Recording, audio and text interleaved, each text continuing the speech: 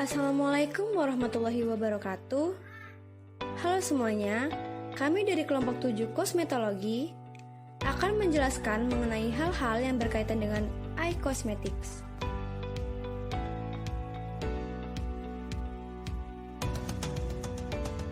Kosmetika sudah dikenal orang sejak zaman dahulu kala. Pada zaman Mesir kuno, 3500 tahun sebelum Masehi, adalah paling awal para wanita menggunakan kosmetik, di mana digunakan berbagai bahan alami baik seperti yang berasal dari tumbuh-tumbuhan.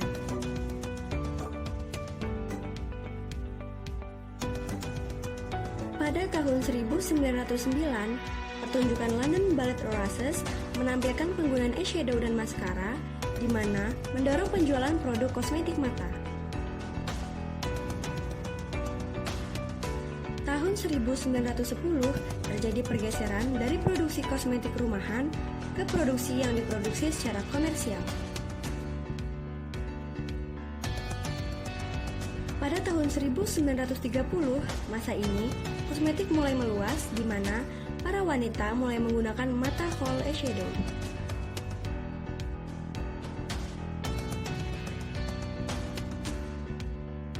Apa sih pengertian dari kosmetik dan kosmetik mata? Kosmetik berasal dari bahasa Yunani, yaitu dari kata kosmesis yang artinya berhias. Biasanya digunakan sebagai perawatan dan meningkatkan penampilan. Kosmetik mata adalah bentuk sediaan kosmetik yang khusus diformulasikan pada daerah mata hingga sekitaran mata.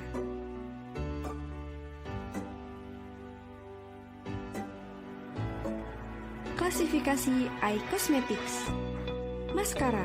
Maskara adalah sediaan kosmetik yang diterapkan pada bulu mata untuk membuat mata lebih tebal, lebih gelap, dan melantikan bulu mata.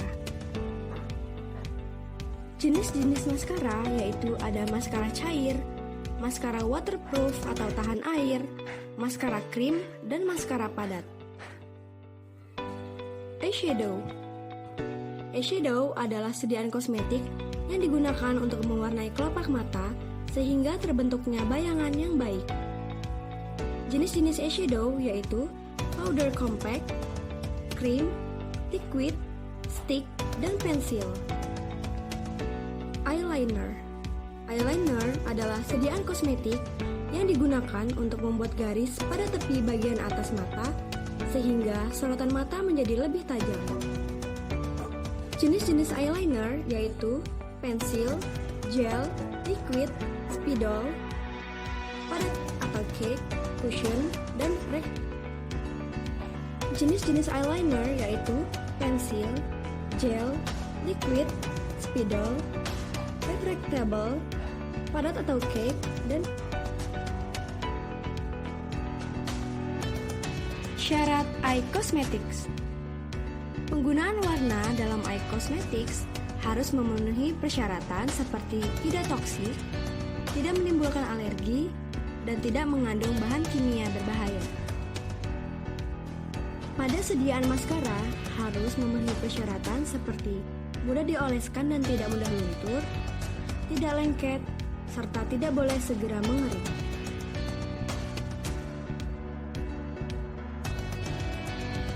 Pada eyeshadow harus memenuhi persyaratan seperti mudah diambil dari sediaannya, non-toksik dan non-iritan, compact dan tidak pecah, serta mudah dibersihkan.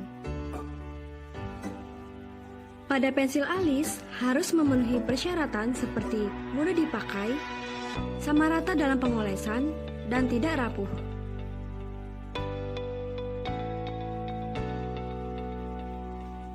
Tujuan penggunaan.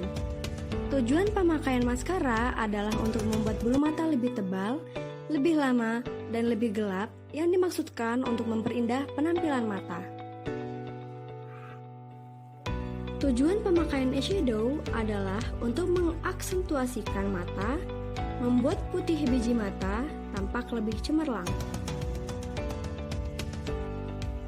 Tujuan pemakaian eyeliner adalah untuk menegaskan dan membuat mata lebih besar dan ekspresif, membuat riasan lebih dramatis tanpa banyak melakukan langkah, menutupi garis bulu mata palsu yang menempel pada mata.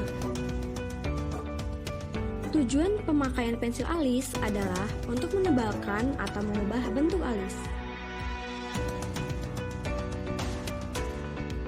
Kosmetik yang digunakan yaitu ekstrak buah Syzygium cumini 25% sebagai pewarna, zinc stearat 6% sebagai sleep modifier, isopropyl myristat sebanyak 0,3% sebagai wet binder, propyl paraben sebanyak 0,02% sebagai pengawet, metil paraben sebanyak 0,18% sebagai pengawet, mica sebanyak 20% sebagai sleep modifier, dan talkum sebanyak 48,5% sebagai pengisi. Pewarna. Bahan pewarna yang biasa digunakan pada makeup mata yaitu untuk warna hitam digunakan karbon hitam dan besi oksida hitam atau Fe3O4. Untuk warna biru digunakan ultramarine blue atau Prussian blue.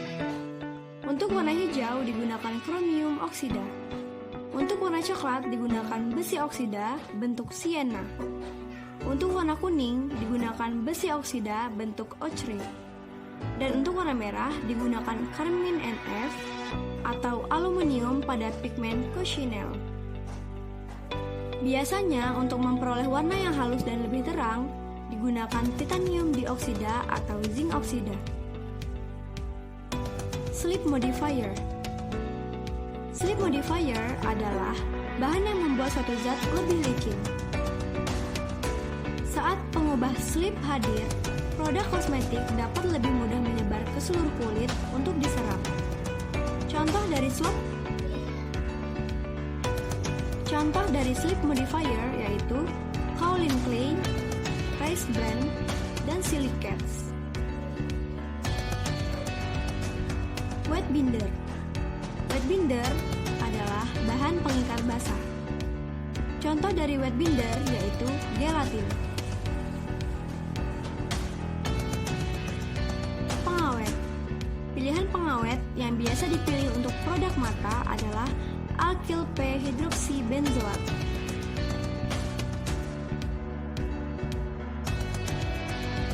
Evaluasi. Yang pertama, uji mutu fisik. Uji mutu fisik ini meliputi organoleptis, pH, ukuran partikel, dispersi warna, kerapuhan, dan kekerasan. Kedua, uji efektivitas. Uji efektivitas dilakukan dengan pengolesan pada kulit punggung tangan menggunakan aplikator dan diamati warna yang menempel. Persyaratan uji efektivitas ini yaitu sediaan dapat disapukan oleh aplikator dan mudah dioleskan pada kulit. Ketiga, uji keamanan. Uji keamanan dilakukan uji iritasi. Uji ini dilakukan dengan cara mengoleskan sediaan pada punggung tangan panelis bagian dalam. Reaksi iritasi akan ditandai dengan adanya kemerahan, gatal-gatal, hingga bengkak. Keempat, uji aseptabilitas. Uji aseptabilitas merupakan uji untuk menentukan aseptabilitas konsumen.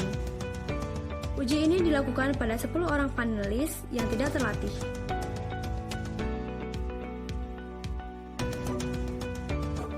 Uji stabilitas. Uji stabilitas merupakan parameter penting untuk penentu kualitas. Tujuan uji stabilitas adalah penilaian formulasi pengembangan produk baru, penilaian formasi produk baru dengan kemasannya, dan metode formulasi yang telah dimodifikasi, serta perubahan packaging dari produk. Uji stabilitas juga dapat digunakan untuk menentukan shelf life. Pada suhu 20 derajat Celcius, sampel diuji dengan uji stabilitas real time yang bisa mengkonfirmasi hasil uji stabilitas dipercepat. Suhu 45 derajat Celcius merupakan suhu standar yang umumnya merupakan suhu maksimum untuk pengujian sampel. Pada suhu yang lebih tinggi seperti 50, 60, dan 70 derajat Celcius, menurut teori akan memberikan hasil uji dipercepat yang lebih cepat, tapi tidak direkomendasikan sebagai pengujian standar karena tidak sesuai dengan kondisi normal dan perubahan yang tidak diinginkan akan muncul. Akan tetapi, pengujian ini baik untuk indikator stabilitas dari produk. Jika produk tetap stabil pada suhu tinggi, maka produk akan sangat stabil pada kondisi normal.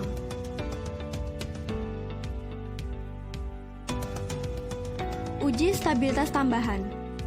Uji stabilitas tambahan yang pertama yaitu cycling test. Sampel yang mengalami perubahan suhu atau kelembapan secara teratur dapat mengungkapkan ketidakstabilan yang lebih cepat daripada sampel yang disimpan terus-menerus dalam satu kondisi. Yang kedua, freeze-thaw test. Sampel di siklus antara minus 30 derajat Celcius dan suhu ruangan selama minimal 6 siklus. Hal ini dapat mengidentifikasi formulasi yang rentan terhadap ketidakstabilan, kristalisasi, dan sedimentasi. Yang ketiga, light atau UV exposure test. Setiap produk yang kemungkinan terpapar cahaya di pasaran harus menjalani pengujian ini. Sampel dipaparkan ke utara menghadap siang hari atau ditempatkan pada lemari pengujian dengan getaran ringan.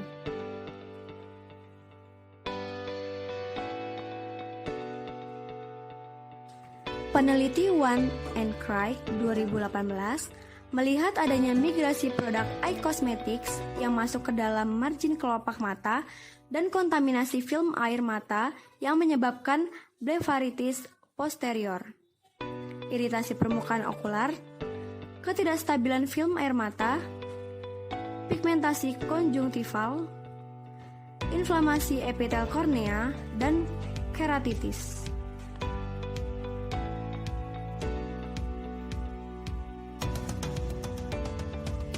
Berikut merupakan daftar pustaka yang kami gunakan.